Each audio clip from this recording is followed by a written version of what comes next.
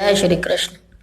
आज हम श्रीमद् भगवद गीता के अध्याय 4 में दिव्य ज्ञान में आगे बढ़ते हैं। अन्य लोग भी हैं जो समाधि में रहने के लिए श्वास को रोके रहते हैं। अन्य लोग भी हैं जो समाधि में रहने के लिए श्वास को रोके रहते हैं। वे अपान में प्राण को और प्राण में अपान को रोकने का अभ्यास करते हैं और अंत में प्राण अपान को रोककर समाधि में रहते हैं। अन्य योगी कम भोजन करके प्राण की प्राण में ही आहुति देते हैं। तात्पर्य, श्वास को रोकने की योग विधि प्राणायाम कहलाती है। प्रारंभ में हठ योग के विविध आसनों की सहायता से इसका अभ्यास किया जाता है। ये सारी विधियां इंद्रियों को वश में करने तथा आत्म साक्षात्कार की प्रगति के लिए संस्तुति की जाती है। इस विधि में शरीर के भीतर वायु को रोका जाता है जिससे वायु की गति की दिशा उलट सके। अपान वायु निम्नगामी यानी कि अधोमुखी है और प्राणवायु ऊर्ध्वगामी है। प्राणायाम में योगी विपरीत दिशा में श्वास लेने का तब तक अभ्यास करता है जब तक दोनों वायु उदासीन होकर पूरक अर्थात सम नहीं हो जाती। जब अपान वायु को प्राण वायु में अर्पित कर दिया जाता है तो इसे रेचक कहते हैं। जब प्राण तथा अपान वायुओं को पूर्णतया रोक दिया जाता है तो इसे कुंभक योग कहते हैं। कुंभक योगाभ्यास द्वारा मनुष्य आत्म सिद्धि के लिए जीवन अवधि बढ़ा सकता है। बुद्धिमान योगी एक ही जीवन काल में सिद्धि प्राप्त करने का इच्छुक रहता है, वह दूसरे जीवन की प्रतीक्षा नहीं करता। कुंभक योग के अभ्यास से योगी जीवन की अवधि को अनेक वर्षों के लिए बढ़ा सकता है, किंतु भगवान के दिव्य प्रेमा भक्ति में स्थित रहने के कारण कृष्ण भावना भावित मनुष्य स्वतः इंद्रियों को नियंता यानी जितेंद्रिय बन जाता है। उसकी इंद्रियां कृष्ण की सेवा में तत्पर रहने के कारण अन्य किसी कार्य में प्रवृत्त होने का अवसर ही नहीं पाती। फलतः जीवन के अंत में उसे स्वतः भगवान कृष्ण के दिव्य पद पर स्थानांतरित कर दिया जाता है। अतः वह दीर्घजीवी बनने का प्रयत्न नहीं करता, वह तुरंत मोक्ष पद को प्राप्त कर लेता है, जैसा कि भगवत गीता में 14.26 में कहा गया है। जो व्यक्ति भगवान की निश्चल भक्ति में प्रवृत्त होता है वह प्रकृति के गुणों को लांघ जाता है और तुरंत आध्यात्मिक पद को प्राप्त होता है। कृष्ण भावना भावित व्यक्ति दिव्य अवस्था से प्रारंभ करता है और निरंतर उसी चेतना में रहता है, अतः उसका पतन नहीं होता और अंततः वह भगवत धाम को जाता है। कृष्ण प्रसादम को ही खाते रहने से स्वतः कम खाने की आदत पड़ जाती है। इंद्रिय निग्रह के मामले में कम भोजन करना यानी कि अल्पाहार अत्यंत लाभप्रद होता है और इंद्रिय निग्रह के बिना भव बंधन से निकल पाना संभव नहीं है। ये सभी यज्ञ करने वाले यज्ञों का अर्थ जानने के कारण पाप कर्मों से मुक्त हो जाते हैं और यज्ञों के फल रूपी अमृत को चखकर परम दिव्य आकाश की ओर बढ़ते जाते हैं।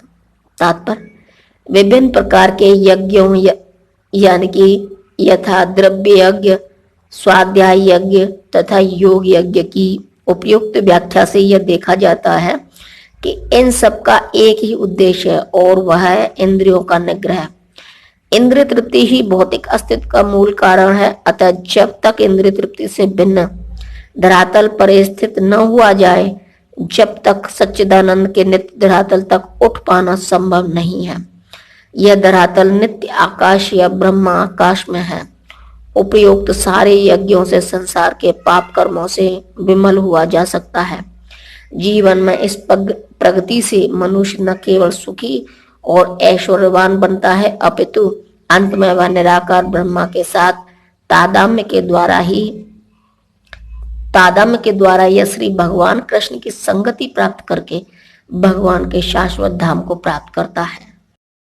हे कुरुश्रेष्ठ, जब यज्ञ के बिना मनुष्य इस लोक में या इस जीवन में ही सुख पूर्वक नहीं रह सकता तो फिर अगले जन्म में कैसे रह सकेगा। तात्पर्य, मनुष्य इस लोक में चाहे जिस रूप में रहे वह अपने स्वरूप से अनभिज्ञ रहता है।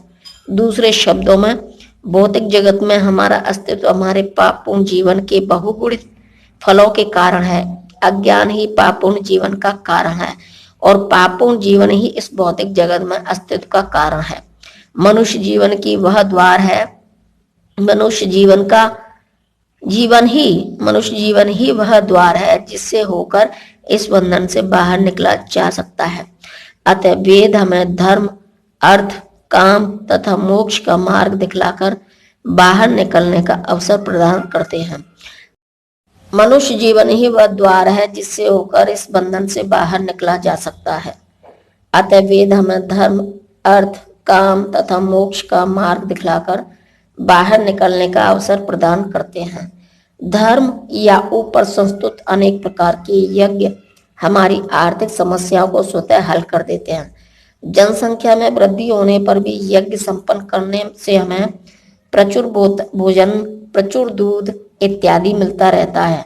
जब शरीर की आवश्यकता पूर्ण होती रहती है तो इंद्रियों को तुष्ट करने की बारी आती है। अतः वेदों में नियमित इंद्रिय तृप्ति के लिए पवित्र विवाह का विधान है।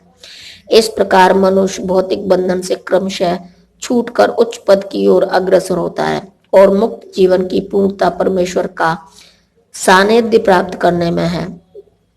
यह पूर्णता यज्ञ संपन्न करने प्राप्त की जाती है। यह पूर्णता यज्ञ संपन्न करके प्राप्त की जाती है, जैसा कि पहले बताया जा चुका है। फिर भी यदि कोई व्यक्ति वेदों के अनुसार यज्ञ करने के लिए तत्पर नहीं होता तो वह इस शरीर को सुखी जीवन की कैसे आशा कर सकता है। फिर दूसरे लोक में दूसरे शरीर से सुखी जीवन की आशा तो व्यर्थ ही है। विभिन्न स्वर्गों में भिन्न भिन्न प्रकार की जीवन सुविधा है और जो लोग यज्ञ करने में लगे हैं उनके लिए तो सर्वत्र परम सुख मिलता है, किंतु सर्वश्रेष्ठ सुख वह है जिसे मनुष्य कृष्ण भावनामृत के अभ्यास द्वारा बैकुंठ जाकर प्राप्त करता है। अतः कृष्ण भावना भाव जीवन ही इस भौतिक जगत की समस्त समस्याओं का एकमात्र हल है। कृष्ण।